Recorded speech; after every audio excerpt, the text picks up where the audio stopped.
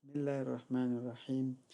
په دې لیکچر کې موږ کار کوو په بینک ریکنسیلیشن باندې چې څنګه موږ کولی شو په کویک بوک ډیسکټاپ کې بینک ریکنسیلیشن ترسره کړو.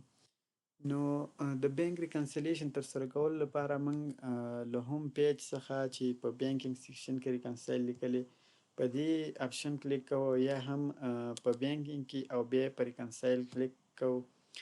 دلته تاسو اکاونټ انتخابوي، کوم اکاونټ چې غواړئ تاسو ورته ریکنسیلیشن وکړئ.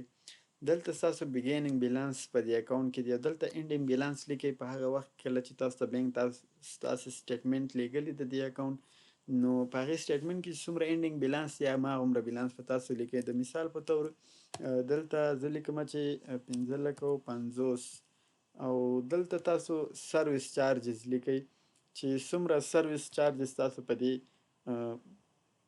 بینک اکاونټ باندې راغلي دي، نو هغه به تاسو دې ځای کې ولیکئ. دلته به تاسو یو اکاونټ انتخاب کړئ د بینک سرویس چارجز په نوم باندې، او له دې ځای څخه به تاسو کلاس انتخاب کړئ چې د کوم کلاس مربوط کیږي. دا دې ځای کې به تاسو انټرست ارن ولیکئ چې څومره سود تاسو ته دې پیسو ګټلې. دلته به تاسو اکاونټ انتخاب کړئ د انټرست ارن په نوم اکاونټ چې انټرست ارن په نوم چې ستاسو یو انکم اکاونټ وي، او دلته به هم هماغه یو کلاس انتخاب کړئ. په کنټینیو به کلیک کړئ.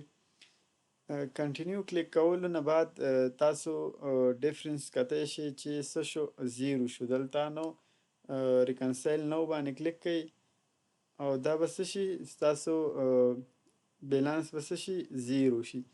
نو دلته که تاسو غواړئ پرینټ کړئ نو تاسو په پرینټ کلیک کړئ، او یا که غواړئ ډسپلی کړئ نو په ډسپلی باندې کلیک وکړئ. تاسو ته به بینک ریکنسیلیشن سټیټمنټ څه شي، هغه ډسپلی شي په لپټاپ کې. او یا که تاسو غواړئ له ریپورټ څخه ستاسو پریویس ریکنسیلیشن سټیټمنټ یې راوړئ، نو تاسو به راشئ ریپورټ ته، په بینکینګ سیکشن باندې به کلیک وکړئ او دلته پریویس ریکنسیلیشن په دې به کلیک کړئ. نو تاسو ته دا ښایي چې مثال ډیټیل غواړئ، سمري یا بعد کوم یو غواړئ. دلته ډیټ دی، تاریخ دی. نو دلته تاسو اکاونټ نوم انتخابوي شئ چې کوم اکاونټ ریکنسیلیشن سټیټمنټ تاسو غواړئ. په ډسپلی به کلیک وکړئ. دلته تاسو ته دا بینک ریکنسیلیشن سټیټمنټ څه کوي، شو کوي. نو دا ستاسو بینک ریکنسیلیشن سټیټمنټ دی. نو تاسو که چېرته غواړئ دا پرینټ کړئ یا ډاونلوډ کړئ، له دې ځایه ډاونلوډیږي او له دې ځای څخه پرینټ کیږي. نو دا و بینک ریکنسیلیشن په کویک بوک ډیسکټاپ کې.